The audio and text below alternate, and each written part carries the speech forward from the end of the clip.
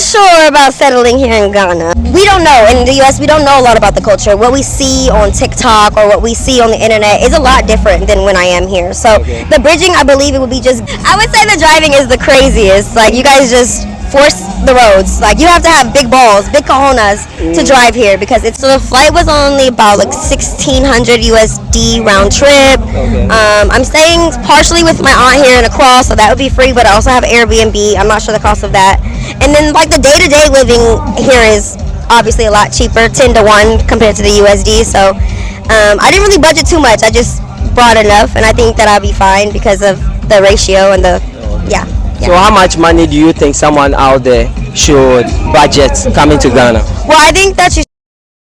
Welcome back to my YouTube channel. I go by the name Me, Myself, and I. Epic it was. Remember to like and share to this amazing video. I always want to say a very big thank you for subscribing, liking, and sharing. And I'm here with this amazing, beautiful lady.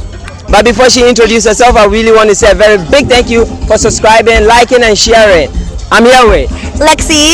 What? Lexi. Lexi. Yes, Lexi what? Lexi. Sexy Lexi. Hey, pressure. Where you from? I'm from California, LA. LA in the building, so where you repping? Where am I repping? LA, Inglewood. Hey. Yeah. What brought you to Ghana? So obviously Dirty December. I'm here for Dirty December. My aunt lives here. She's from Philly, but she moved here. She married a Ghanaian man, so she lives here in Accra. And yeah, so she came out here to visit my cousin, who's also an influencer, Traveling T. Besides Dirty December, I believe that I can gain culture, I can gain experience here. It's something different. I've never been to Africa, period, the whole continent. This is my first time in Africa, so my first time is Ghana. So you guys got me here for the first time. So it's amazing, yeah. This is my first trip here to Africa, so I love it, and I'm gaining so much from it. What are some of the culture shocks have you seen so far in Ghana? The driving. I would say the driving is the craziest. Like, you guys just force the roads. Like, you have to have big balls, big cojones to drive here because it's crazy. Like, I would never drive here ever, I don't think. But you will never drive here? I don't think so. I would think if I ever had to move, I would get a driver because it's too much. It's too crazy. What else? I think the food is very much different. It's not too much of a shock, but it's very, very different. Because I don't like spicy food, so a lot of food here is spicy. So besides that, I mean, it's very different from the U.S., but I think I can adjust to it. I can adjust. I'll be back a lot, visiting a lot more.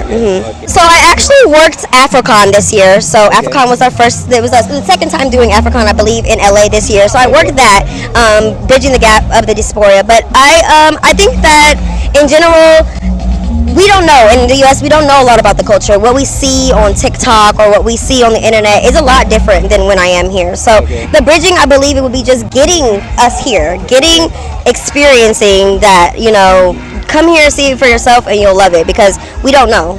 I feel like it's definitely you have to come to see because I thought I knew. I'm here and it's nothing like I thought, and I love it even more. So I think bridging would be getting people here. Bridging the gap is really important. I think it's very important because this is our motherland. This is where we came from. You know what I mean? Especially we need it everywhere, but I just think that the culture, we need to come here and experience it. It's very important. We are all one.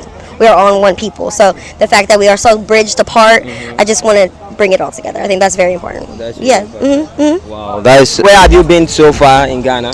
So I actually just got here Wednesday evening. So yesterday we went to the Kapinski to eat lunch, and then I went to Polo Beach Club at night, and then today I'm here. So I literally have only had a day and a half outside. So we see. I have a lot more stuff planned. I'm here with my cousin. She's the traveling coordinator, so I'll be here until February. So I still have like 5-6 more days. So if someone should come to the continent in Ghana, for example, why do you think the person should come and settle here? I feel like that would be on the person if they liked Ghana. So I don't know. Someone like you? I'm not sure about settling here in Ghana. I think maybe I want to visit other parts of Africa, and then I can make a decision. I can't say. This is my only first time, so we'll see. We'll see. We'll see. I have an aunt here, so I'll visit a lot, but I don't know about living here. Yeah. All right. So what do you think could make you live here in Ghana? It's a little hot, so maybe if it was a little cooler, which is impossible, but that's probably about the weather and the food a little bit. I'm just used to my food and my weather, so. Do you think marriage can lead you to live in Ghana? No. Why? In Africa, any part of Africa, in Ghana, right now you're in Ghana. So if you find yourself a gentleman, your spec, everything you need in a Ghanaian man, No. you will still not be here I will not be here. No. permanently. No. You know go why? back and forth. My No, mom- I don't know why. My mom and my family are there, so I can't live that far away from my mom. And my When love catch you, you explain it to us again. You know love. Who? Do you know love? Love? Yeah, with love. Yeah, when you love someone. You'll When come it back happens to me. you. You'll come back to me. Yeah, when it happens to you, just let me know. And we'll do another interview. Yeah. We'll see, y'all. We'll see if that ever happens. But okay. Yeah. But if it happens, then yeah. You'll be the first person I'll call. I'll call you first and let you know. Good. Okay. Good. Okay, bet. Yeah. If you have a question that you wish I should have asked you, what would be that question? I think that you're a very good interviewer, so I'm not sure about a question you should have asked me. I couldn't say. I think you covered everything. You covered all of the questions. Yeah. Are you sure? Yes, I'm sure. Are you sure? I'm sure. So how many? Let me say, how many did you budget it? Like how much money did you budget for your staying, your daily routine? Yeah. From plane. In USD. In cities in USD. Well, like the flight, I got my flight kind of early on, so the flight was only about like 1,600 USD round trip. Okay. I'm staying partially with my aunt here in Accra, so that would be free, but I also have Airbnb. I'm not sure the cost of that.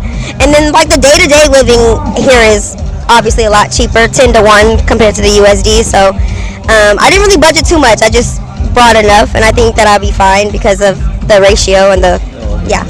So how much money do you think someone out there should budget coming to Ghana? Well, I think that you should definitely just imagine it the 10 to 1, and you based off of what you want. So if you're a big drinker, you like to do tables, you like to do, which I do, then you need to budget a nice little amount. I would say like just spending money maybe about 2,500, 3,000 USD, because that'll get you a long way here in CD. Yeah. Yeah. Thank you so much for joining Epic. Thank you so much for having me. It was so nice to be nice. What's your social media handle? I don't have social media. I'm not a social media girl. What's your WhatsApp number? Slick one. Catch me in person. Alright, so catch you in person. Catch me in person. Alright, can we Bye do guys. Peace out. Peace out.